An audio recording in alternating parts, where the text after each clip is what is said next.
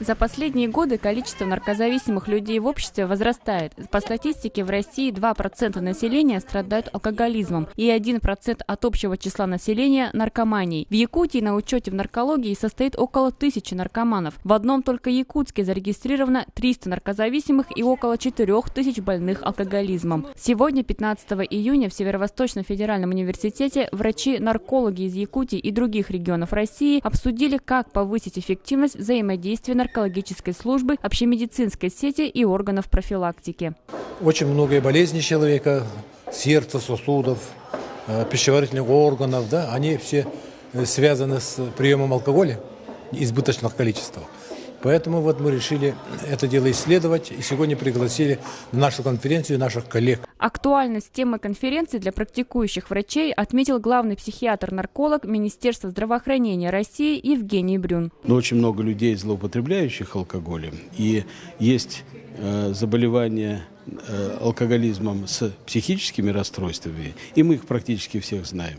Но есть заболевания алкоголизмом с соматическими расстройствами, и они, как правило, обращаются в другие больницы и в наше поле зрения не попадают. Вот одна из наших кардинальных задач – войти в общие больницы, выявить злоупотребляющих алкоголем и предложить им какие-то программы профилактики, лечения или реабилитации. В последние годы больные наркоманией и токсикоманией стали регистрироваться уже и в сельских районах. Если 10 лет тому назад, 15 лет тому назад у нас наркомания регистрировалась в 4-5 больших районах, которые я говорил, промышленных, сегодня 14 районов официально зарегистрировано, а то, что еще неизвестно, еще поле зрения у нас не попало, это еще больше.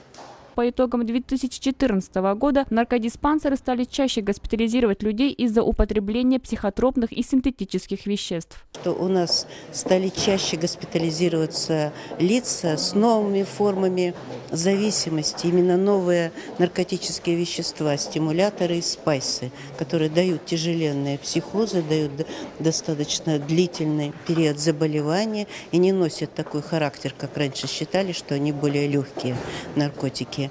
У вас тоже выросло число лиц, страдающих заболеванием наркомании в 2014 году. И, к сожалению, увеличилось число лиц, которые уже сформирована зависимость, а профилактическая группа риска, она не столь возросла, хотя тенденции должны быть наоборот. Главной задачей эксперты-наркологи считают усиление ранней профилактики употребления алкоголя и наркотиков и, следовательно, его последствий. Как известно, в республике активно действует закон, запрещающий продажу алкоголя в неспециализированных магазинах и регламентирующий определенное время для продажи. Эксперты сошлись во мнении, что одними силовыми методами проблему не разрешить и необходим комплексный подход. И начинать профилактические меры надо с популяризации здорового образа жизни. Одним законом не запретишь. Кроме закона есть жизнь. Есть прослойка очень большая, которая это уже давно употребляет. Их никак законом не запретишь. Законы, они направлены на защиту молодежи от алкоголя. Это неправильное такое представление у людей. И неправильный шум идет сейчас в обществе, что запретили, их стало больше и тому подобное. Все это делается для того, чтобы молодежь не приобщался. В республике Саха-Якутия очень активно руководство республики занимается снижением рынка алкогольной продукции. Так что очень хорошая инициатива, и мы, естественно, этот опыт будем распространять в других регионах страны. Больной алкоголизмом в запое, он все равно найдет что-то. Эта норма, скорее всего, будет рассчитана на подрастающее поколение, на людей, которые сомневаются, пить или не пить.